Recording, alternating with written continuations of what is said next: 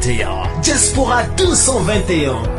Pour retrouver toutes nos informations à chaud comme à l'accoutumée, tapez www.diaspora221.tv et optez pour des informations fiables et vérifiées.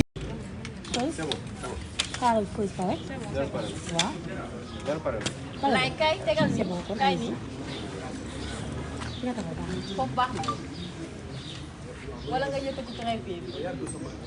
Ok.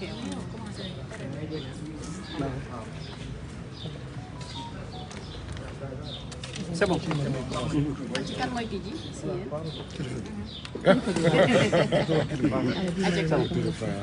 En fait moom mooy sama kilifa.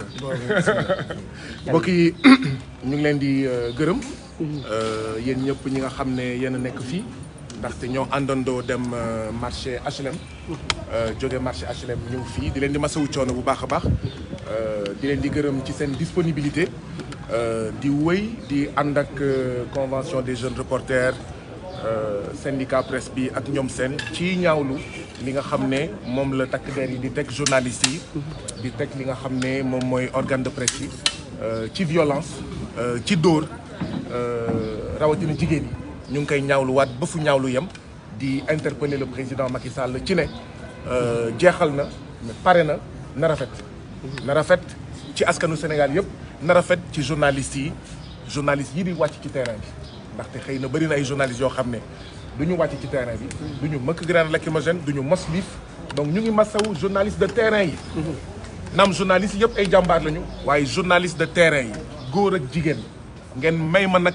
ngeen may ñu ñun Diomaye mais président ñu beral loxo journaliste de terrain jigéen yi ndaxte xam ngeen ne ñu ngi dund la même chose que góor yi et vraiment ay jàmbaar lañu.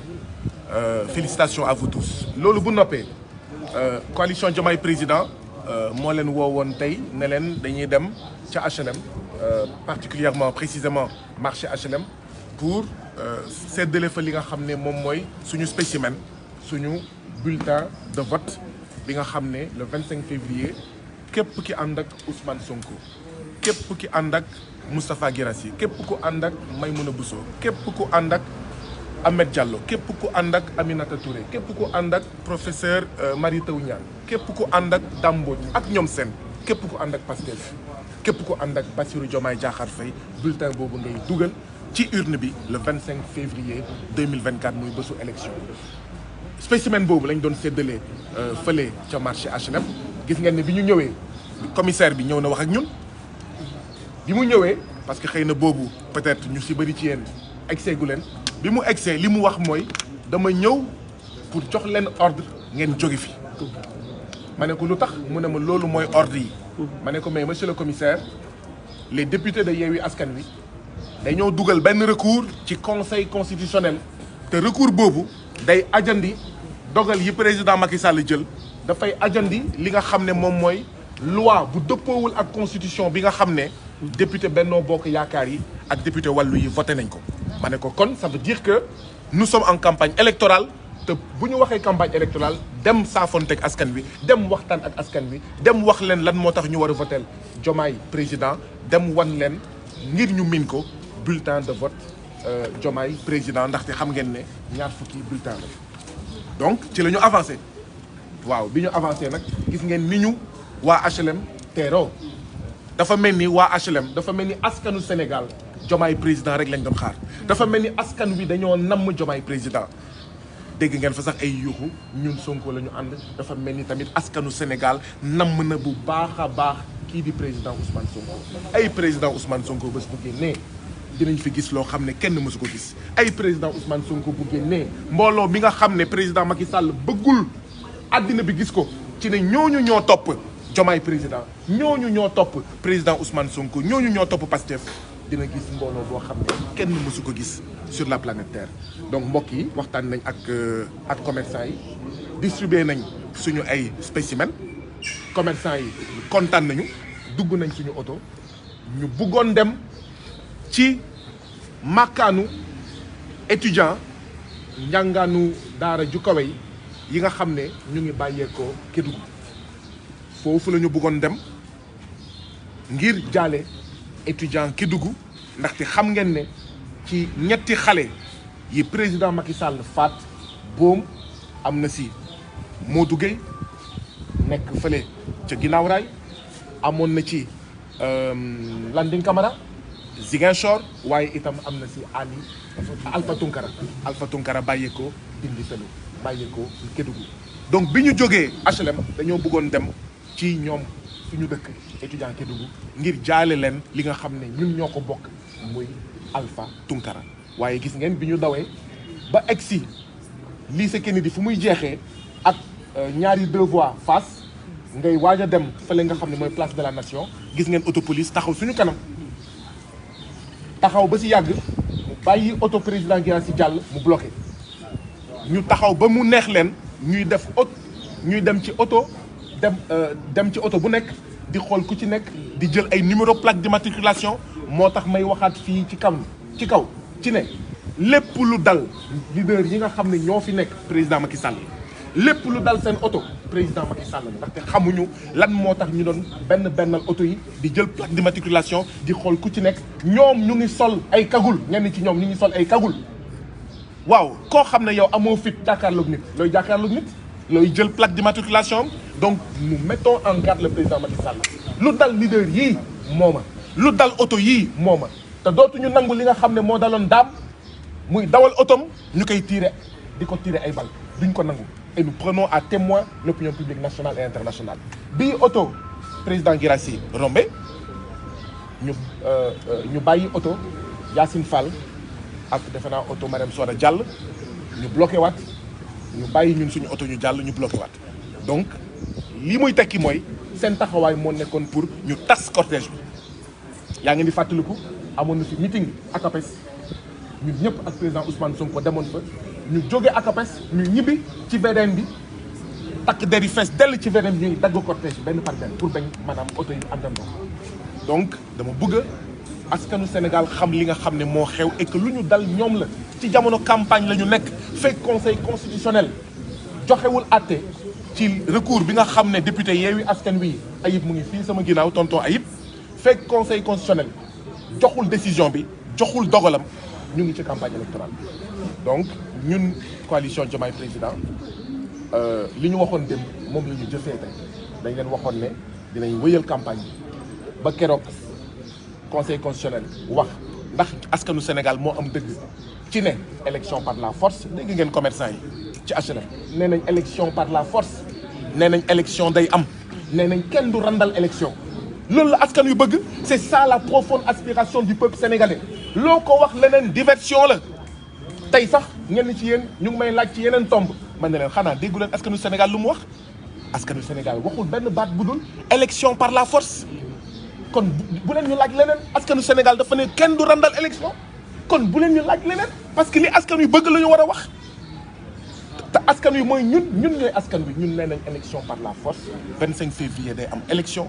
coup d'état bi duñ ko nangu duñu nangu dem 15 décembre 2024 donc lii moo nekkoon li ma bëggoon wax di gërëm waa HLM ñëpp di gërëm mes commerçants HLM yi di wax étudiants yi nga xam ne mooy les étudiants de Kédougou yoon yemul ci benn police moo ñu tere tey ñu ñëw foofu waaye coalition Diomaye Président du coalition bu ñuy xoxatal du coalition bu ñuy tiital du coalition buy dellu ginnaaw ndaxte dem jaale ay étudiants du crime du délit di wax askanu Sénégal ne ginnaaw tey dem nañ fële nga xam ne mooy marché HLM ñoom ñëpp nañ ñu déglu nañ ñu xaar waxtu yii di ñëw fan yii di ñëw dinañ xool naka nit ñi demee seeti Sénégalais yëpp di naqarluwaat waa aar sunu élection li ñu leen def interdire seen manifestation du dëgg du yoon di ko naqarluwaat gis ngeen fii la ñu woote woon askanu Sénégal yëpp ne na ñëpp mobiliser wu ndaxte manifestation aar sunu élection mooy suñu manifestation ñun Diomaye Président mooy ci yoon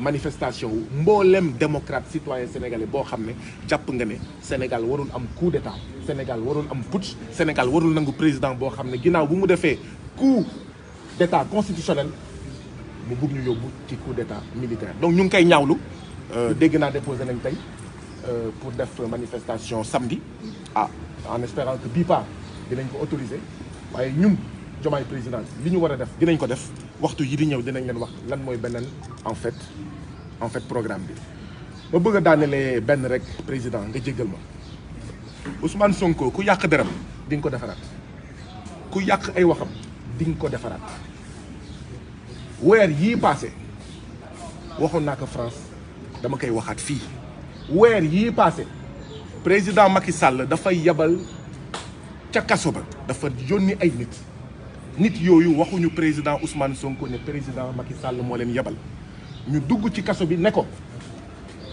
dañoo bëgg nga am liberté waaye nga génn Sénégal xaw ma ndax dégg ngeen ma.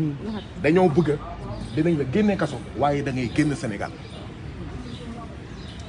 balaa ñuy gisanteeg moom ci biir kaso def nañ lu ñu mën ci biir hôpital ci biir grève de la faim bi pour mu recevoir leen mu ne moo lànk ñu ne ko Ousmane Sonko dañoo bëgg nga génn kaso da ngay génn Sénégal nga génn kaso Ousmane Sonko ne leen feebaruma génnuma Sénégal ñu ne ko da ngay génn Sénégal dem faju ji waaw dinañ wax askanu Sénégal ne da ngaa feebar dañ la génnee Sénégal génnee la kaso pour nga dem faju ji mu ne leen man feebaruma lenn rek moo ma dal sama ñànkatang laa nam damaa gëj a lekk te ku gëj a lekk boo ko xoolee di nga ko xàmmee mu ne leen génnuma Sénégal ma bëggoon nag wax patriote yi wax askanu Sénégal fi ngeen jàpp ci Ousmane Sonko foofu la bu leen teggi seen loxo bu leen teggi seen tànk te Ousmane Sonko waruñoo gën a gore bu nekkoon keneen nangu na génn Sénégal mu ne man génnuma Sénégal bu dee condition bi pour génn te amul lu ma def mooy génn Sénégal génnuma kaso loolu nag am na ay weer pexe yooyu président Macky Sall nekkoon ngir génnee président Ousmane Sonko ca kaso ci pexe yooyu la nekk ba tey moo tax ngeen di dégg baat yu bëri dama bëgg bu baax ngeen dégg ma baat yu bëri ngeen di dégg moom mu ngi toog fu mu toog rek waxagul dara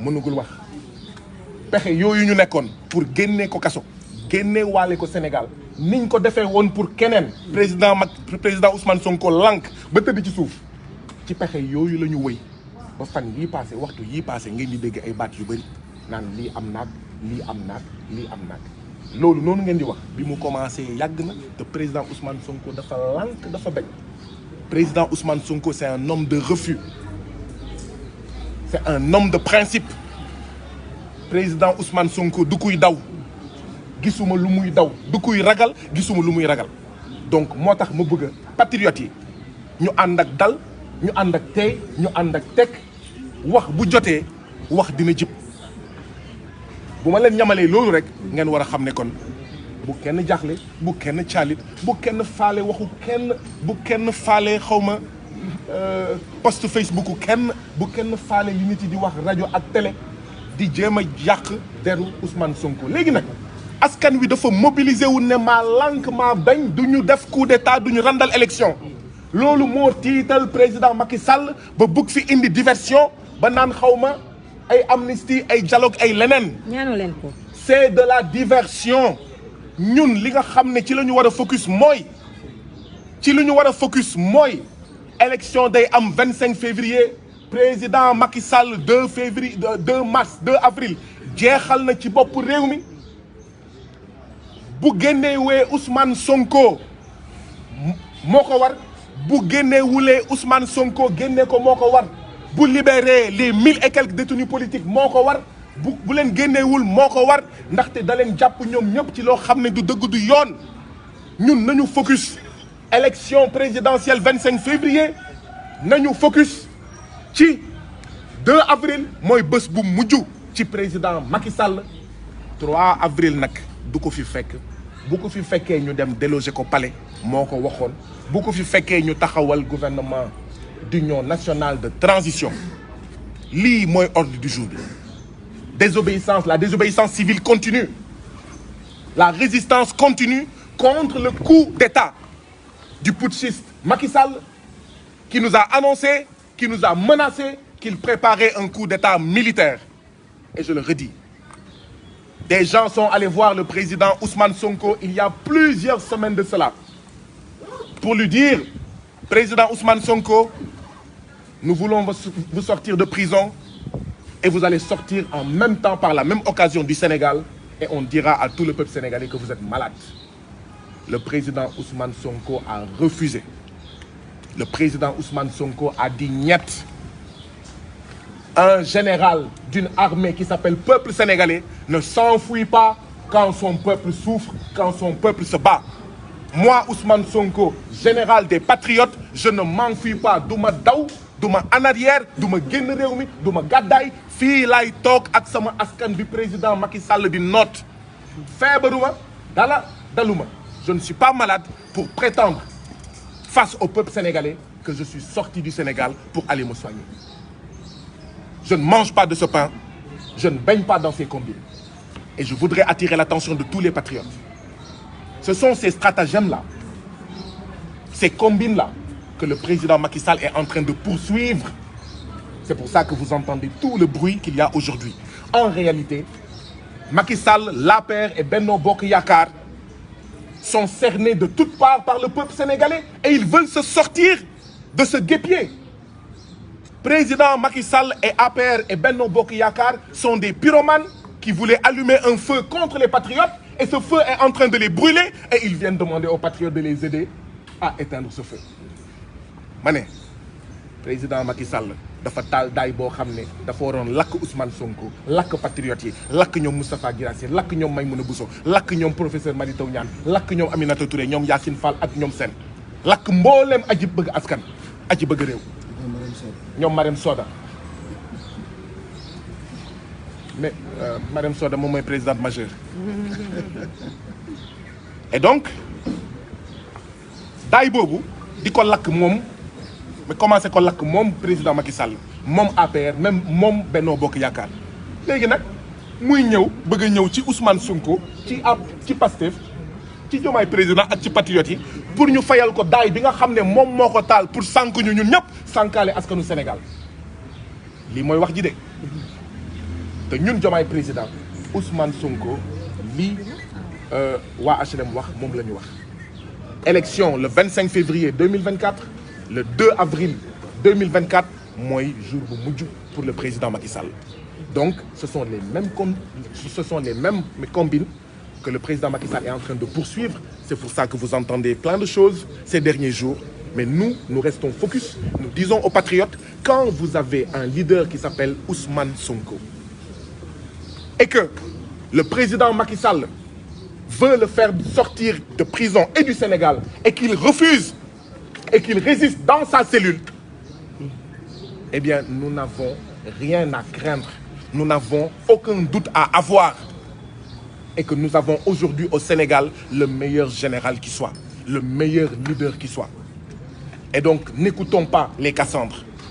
N'écoutons pas ces sons de cloche qui, en fait, font du tintamarre pour tenter de discréditer Diomaye président, pour tenter de discréditer Pastef et son leader et son candidat, Ousmane Sonko et Bassirou Diomaye Faye.